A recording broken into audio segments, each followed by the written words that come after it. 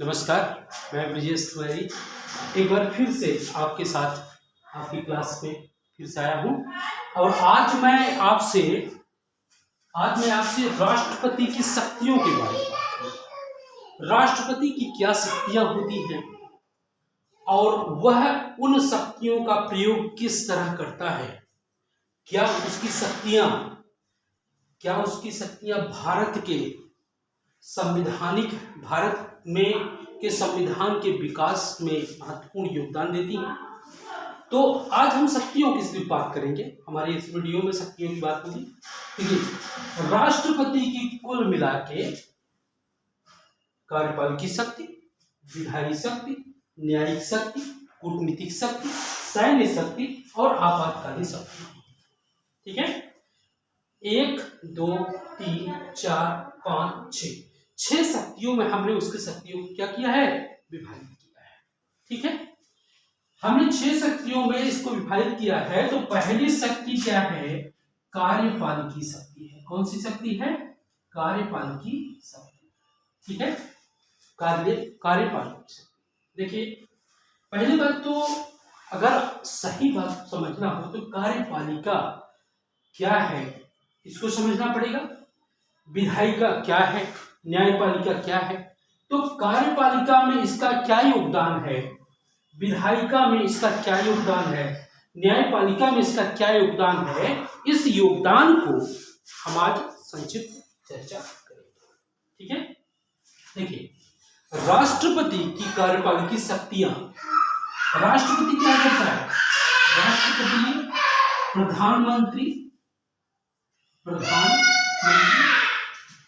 प्रधानमंत्री तथा उसके सहयोग से अन्य मंत्रियों की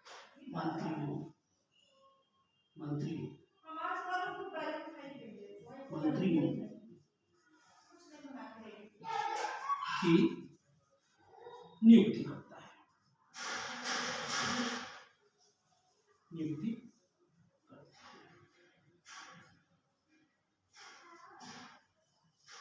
देखिए, राष्ट्रपति क्या करता है, प्रधानमंत्री की नियुक्ति करता है तथा उसके सहयोग से अन्य मंत्रियों की नियुक्ति करता है। ठीक है, प्रधानमंत्री को आप जानते ही हैं, प्रधानमंत्री की नियुक्ति करता है और उसके सहयोग से अन्य मंत्रियों की नियुक्ति करता है। समझ में आ गया। चलिए, एक काम इसका हो गया, कार्यपालिका। ठीक है, दूसरा काम क्या है, दूसरा काम इसका क्या है, यह महान्यायवादी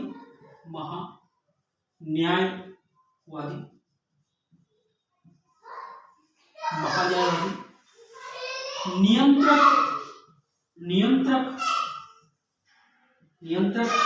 महालेखा परीक्षक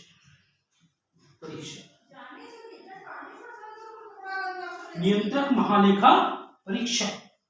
बात समझ लिया, न्यायवादी, महान्यायवादी, नियंत्रक महालेखा परीक्षक।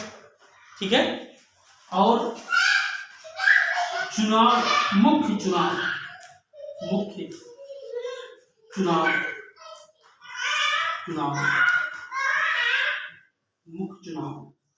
आयुक्त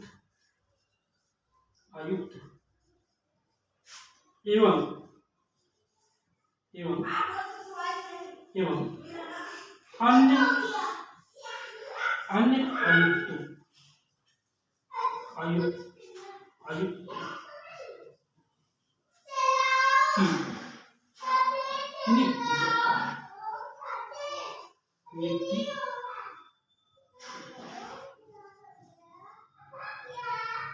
ठीक है। देखिए, महान्यायवादी, नियंत्रक महालेखा परीक्षक, मुख्य चुनाव आयुक्त एवं अन्य आयुक्तों की नियुक्ति कौन करता है, राष्ट्रपति। राष्ट्रपति करता है। राष्ट्रपति की कार्यपालिकी शक्ति ये है कि वो प्रधानमंत्री की नियुक्ति करता है, उसके सहयोग से अन्य मंत्रियों की नियुक्ति करता है और महान्यायवादी की नियुक्ति करता है। नियंत्रक महालेखा परीक्षक जिसको आप बोलते हैं कैग की नियुक्ति करता है। ठीक है। मुख्य चुनाव आयुक्त की नियुक्ति करता है और अन्य चुनाव आयुक्तों की भी नियुक्ति करता है। हालांकि यह नियुक्ति प्रधानमंत्री की सलाह पर करता है, प्रधानमंत्री की सलाह पर करता है, इसलिए आप जानते रहिए कि इसकी कार्यपालिकी शक्तियां ये हैं। ठीक है, ओके। इसमें इसके अलावा राष्ट्रपति सुप्रीम कोर्ट,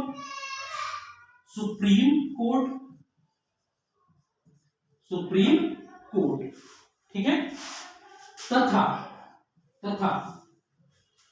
हाई कोर्ट मतलब समझ रहे हैं, हाई कोर्ट के जजों की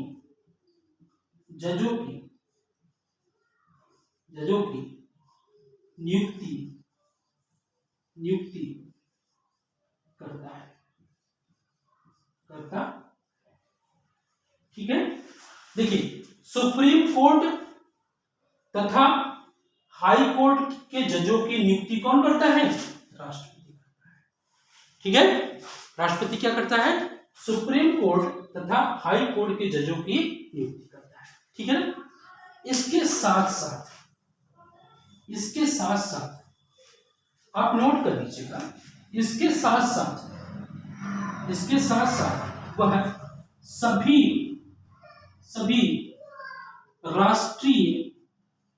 राष्ट्रीय आयोग के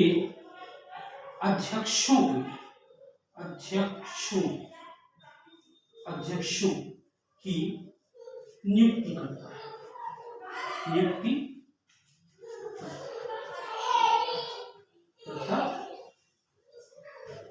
ठीक, समझ में आ गया?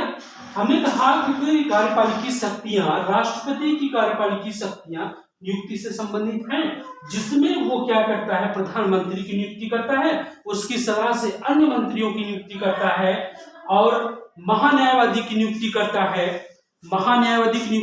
है, नियंत्रक महालेखा परीक्षक की नियुक्ति करता है, मुख्य निर्वाचन आयुक्त की नियुक्ति करता है, उसकी सलाह से अन्य आयुक्तों की नियुक्ति करता है तथा सभी राष्ट्रीय आयोग के अध्यक्षों की नियुक्ति करता है। इसके साथ साथ सुप्रीम कोर्ट और हाई कोर्ट में जजों की नियुक्ति भी कौन करता है?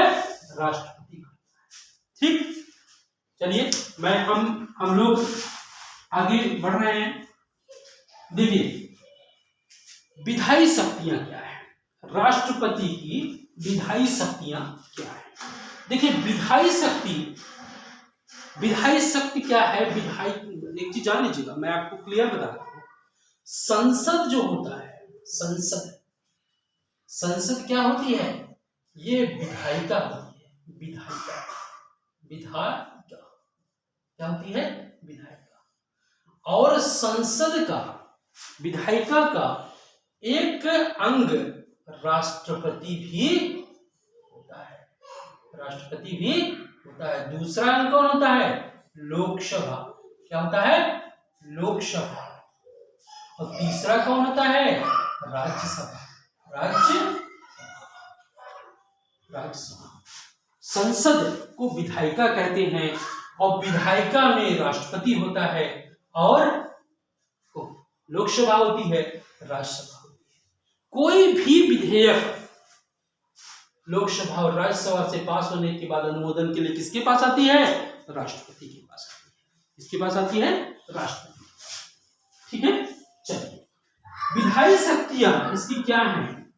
पहली बात तो विधेयकों पर अनुमति प्रदान करता है। प्रदान करता है।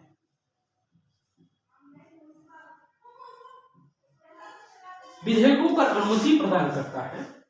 अब विधेयक पर अनुमति प्रदान करने के साथ साथ विधेयक बनाने वाली संस्था को का सत्रावसान करता है। सत्र को, विधेयक बनाने वाली संस्था के सत्र का मतलब सदनों के सत्र को आहूत करता है, सदन के सत्र को आहूत करता है।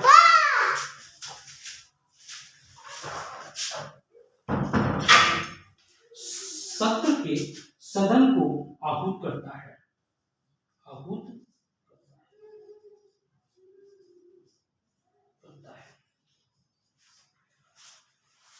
क्षमा चाहेंगे क्योंकि बच्चे हैं, कभी भी आ जाते हैं। ठीक है, विधेयकों पर अनुमति प्रदान करता है। मित्रों, बहुत अच्छी स्थिति नहीं है लेकिन पढ़ा रहे हैं और नॉलेज आपको मिलेगा, ज्ञान मिलेगा। और कृपया आप लोग जरूर लाइक करिए, सब्सक्राइब करिए और एक छोटी सी शुरुआत हम किए हैं और ईश्वर चाहेगा तो आप लोगों से हमें बड़ी मदद की होगी और आपका सब्सक्राइब करना या लाइक करना हो सकता है हम आगे पहुंचा दें। और इसके लिए आपसे रिक्वेस्ट है कि आप सब्सक्राइब जरूर करिए और लाइक करिए, क्योंकि किसी भी व्यक्ति को ऊपर पहुंचाने में उनके जानने, उनके हितैषियों की बहुत बड़ा योगदान है। और हम जानते हैं कि हमारा सबसे बड़ा हितैषी आप लोग हैं और जो भी है हम अपनी तरफ से प्रयास कर रहे हैं आपको एक क्रमबद्ध सभी विषयों का जितना हो सकेगा उतना मैं प्रयास करूंगा। ठीक है, चलिए। सत्र को आहूत करता, आहूत का मतलब होता है लोकसभा और राज्यसभा के सत्र को बुलाता है। ठीक है, शपथ दिलवाता है और सत्रावसान करता है, सत्रावसान करता है, क्या करता है? सत्रावसान करता है। ठीक है ना, मतलब सत्र का अंत भी करता है, सत्र को बुलाता भी है। दूसरी चीज ध्यान दीजिएगा, आप यहाँ पे सत्रावसान के बाद देखिएगा जो संयुक्त विधेयक होता है, संयुक्त अधिवेशन संयुक्त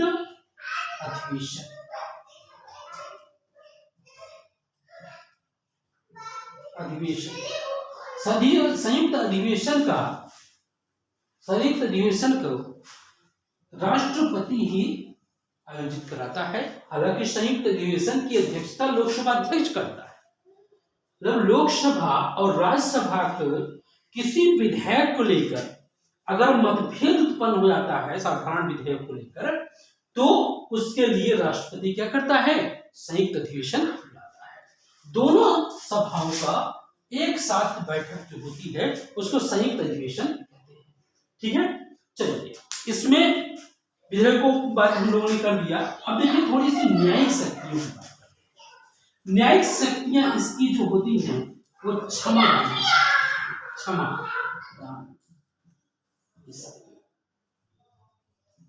देखिए क्षमादान की शक्ति, अगर ज्यादा विस्तृत बात करेंगे, वीडियो हमको छोटा बनाना है, ठीक है, तो क्षमादान की शक्ति कुछ पॉइंट्स बता देते हैं। जैसे इसमें होता है क्या है कि किसी भी कोर्ट में अगर किसी भी अपराधी को उसके साथ को दंड दिया जाता है, उसकी एक कैटेगरी होती है।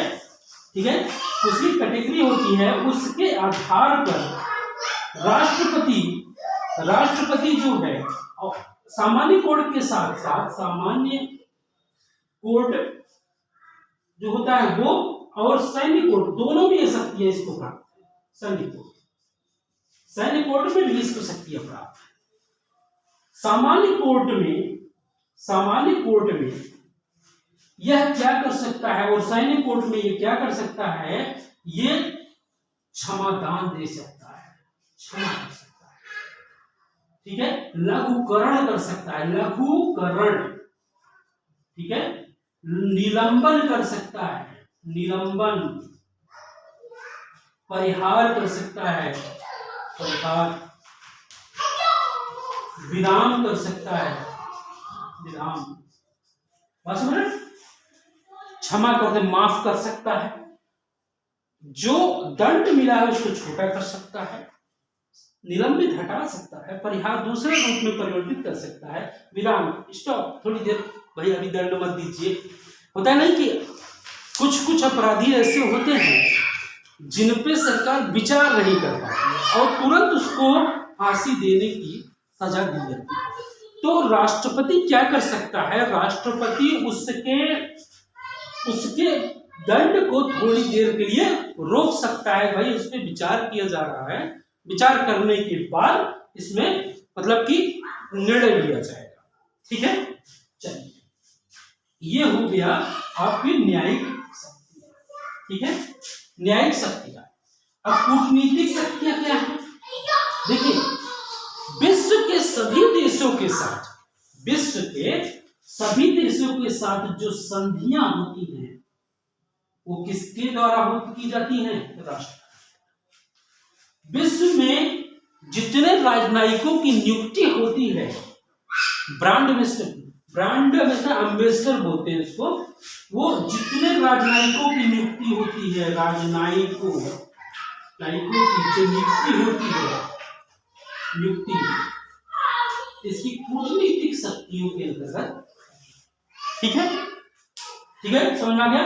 अब देखिए हमारी सैन्य शक्तियां क्या है इसकी, यह तीनों सेनाओं का सेनापति होता है, क्या होता है, तीनों सेनाओं का सर्वोच्च कमांडर, सर्वोच्च कमांडर होता है, सर्वोच्च कमांडर होता है, तीनों सेनाओं का सर्वोच्च कमांडर, ठीक है। इसकी आपातकालीन शक्तियां क्या है, आप जानते हैं आपातकालीन शक्तियां कितने प्रकार की होती हैं, 3 प्रकार की आपातकालीन शक्तियां होती हैं। एक होती है राष्ट्रीय आपात, एक होता है राष्ट्रपति शासन और एक होता है वित्तीय आपात। राष्ट्रपति 352 अनुच्छेद 352 ऐसे लिखिए, राष्ट्रीय आपात, राष्ट्रीय आपात, ठीक है, अनुच्छेद 352, और ये होता है राष्ट्रपति शासन 356, और ये वित्तीय आपात है, अभी तक नहीं लगा है वित्तीय आपात, वित्तीय आपात कितने पे है, 307, ठीक है। हमने आज क्या बात किया, इसको आप लोग एक बार अगर अच्छे से देखेंगे तो सारी बातें एक बार में ध्यान आ जाएगी, इससे बहुत सारे क्वेश्चन पूछने वाले हैं। इसलिए मित्रों इस वीडियो को जरूर देखिए, अच्छे से देखिए, एक एक पॉइंट को देखिए, हो सके तो लिखिए इसको और फिर इसको याद करिए, क्योंकि परीक्षा हाल में ये सारे क्वेश्चन पूछे जाते हैं। तो आज के लिए हमारा वीडियो यहीं तक। जय हिंद।